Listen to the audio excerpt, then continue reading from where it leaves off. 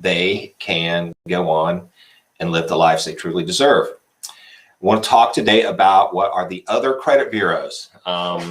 Okay, so because there are other credit bureaus besides the big three of Equifax, Experian, and TransUnion, and I'm going to talk about these and how we use them and how you need to use them. Okay, so I'm going to start with what you're looking at here is a Trello board that we use. It's like a to manage our processes. I got this blown up a little bit so that you can see it a little bit better.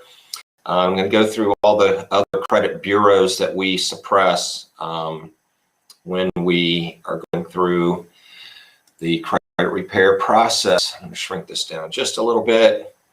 But what I want to start with is the first thing you start with is you go to a website called Opt-out Prescreen.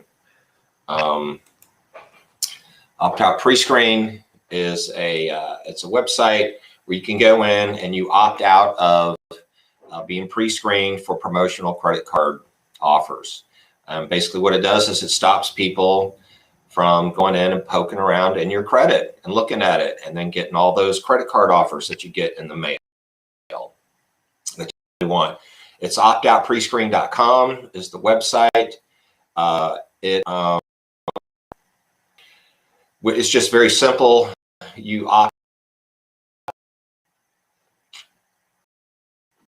you just click, you scroll down to a page that asks you to click here, click to opt in or opt out. You're going to opt out. If you opt out electronically, it's a 5-year opt out, which is fine. If you opt out permanently, you can simply mail it in. But this is it. Okay, opt out. You'll have to fill out your social security number while you're there if that makes you comfortable. I'm sorry, but I can assure you this is a real website, and if you're going to fix your credit, you are going to be plugging your social security number into a lot of different places. So if that makes you nervous, I don't know what else to say. This one here we don't really use too much. Factor Trust TransUnion. Obviously, it's owned by TransUnion. It's not something like it's primarily used by non-prime autos and other subprime credit providers, which we don't deal with too much. This is basically like your buy here, pay here car lot. You know, this is what they're using to find out if they can, you know, loan you some money so you can buy a car. Because you see the car dealerships that advertise, good credit, bad credit, no credit. Come here, we'll sell you a car. This is the people that are using this. I can assure you, if you go there, off probably. I mean, if you need a car, go there, and you have bad credit, go. If you got to have a car, get it. That's fine. That's why that industry exists. But obviously, our deal is to get you good credit, so you don't have to go through that. Next is Innovis. Okay, Innovis is a big one. There's also something called Innovis CB, which is different. Innovis CB is a company that Innovis CB is a company that does inquiries for the credit bureaus. This is different. Innovis is it's another credit report. They provide names, addresses, date of birth, social, things like that to the credit bureaus. It basically provides supplementary information to lenders and to the credit bureaus. They're just another aggregator of data. But you want to suppress those. What you're trying to do is you're trying to prevent 3 credit bureaus, Equifax, Experian, and TransUnion, from finding out information about you.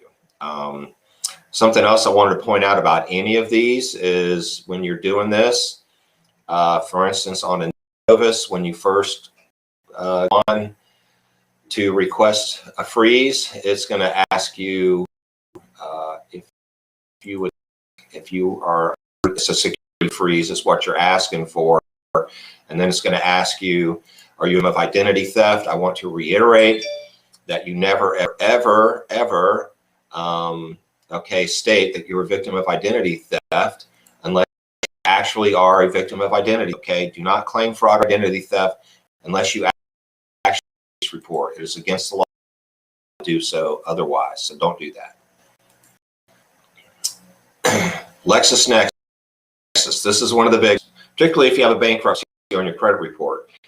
If you have a bankruptcy, or if not, but if you have a bankruptcy, you're going to want to request your LexisNexis report, okay? You can mail this in, or you can do it online. They're going to send you their LexisNexis report. This thing has everything that's ever been known about you. They have it. This report might be 300 pages long about you or more. But what we primarily use it for is we go in and we look for the bankruptcy information that's on there. We dispute the bankruptcy information with LexisNexis. We get it removed from your LexisNexis report. Then we dispute it with the credit bureaus. They go to LexisNexis for verification. LexisNexis cannot verify it. Boom, it comes off your credit report. It's obviously not that simple. I'm not going to go through the whole bankruptcy dispute process here because I'll go through it in another lesson. But your LexisNexis report, you want to request it, and then you also want to freeze it after that. After you receive it. You don't want to dispute your bankruptcy with the credit bureaus until you go through that process right there. Okay, next one is advanced resolution services. This one also covers public records, bankruptcies and liens. It covers inquiries and recent credit applications, which is basically the same as inquiries. So if you're disputing inquiries, you're going to want to freeze your advanced resolutions file. Next one down, CoreLogic. CoreLogic,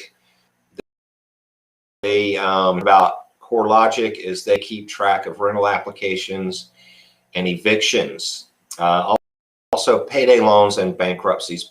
The big ones here are rental applications and evictions.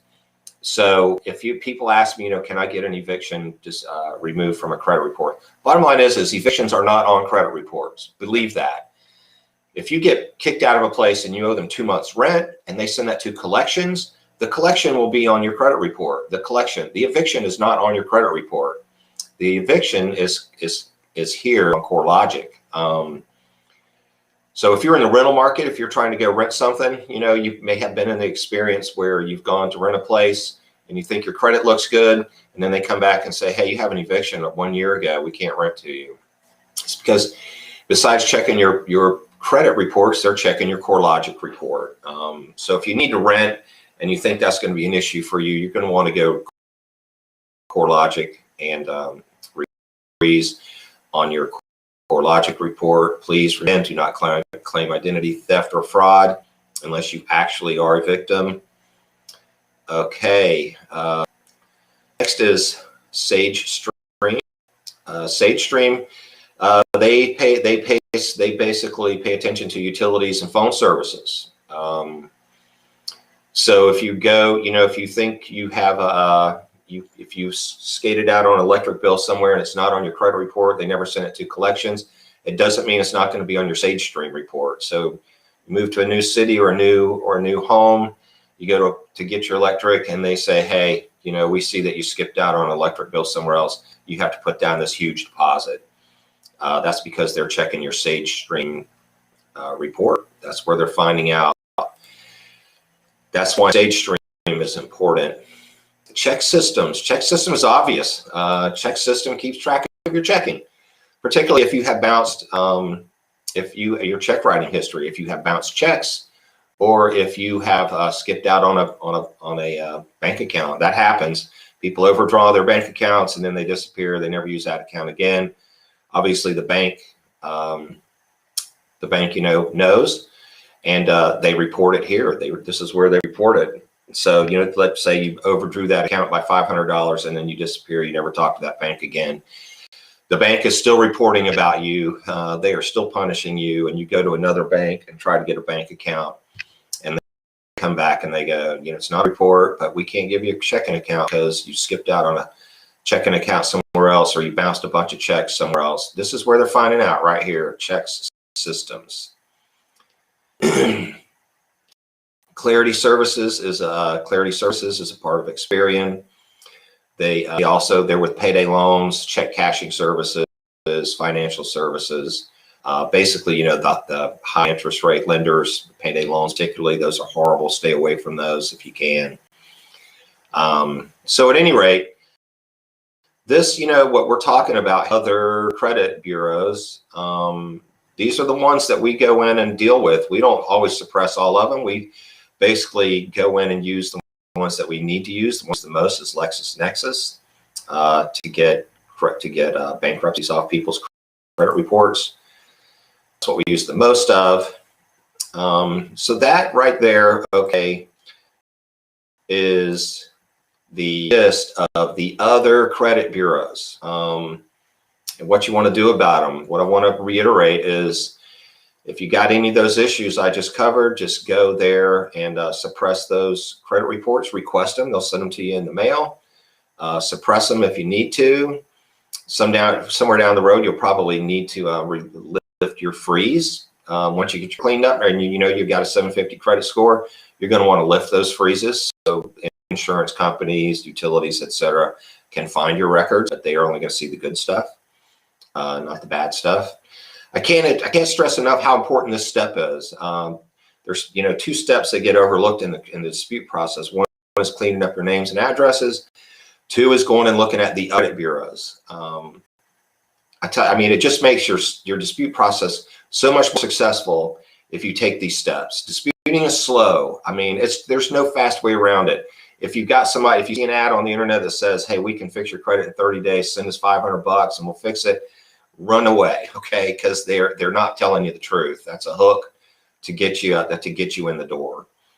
So at any rate, if you want to know more, call us 888-610-7366. Visit our website, citizencreditsolutions.com. We have more information there. As you know, what we want is we want you to have good credit so you can live the life you truly deserve. So I'm going to check out now. We will see you guys in the near future. Peace, love, and good credit.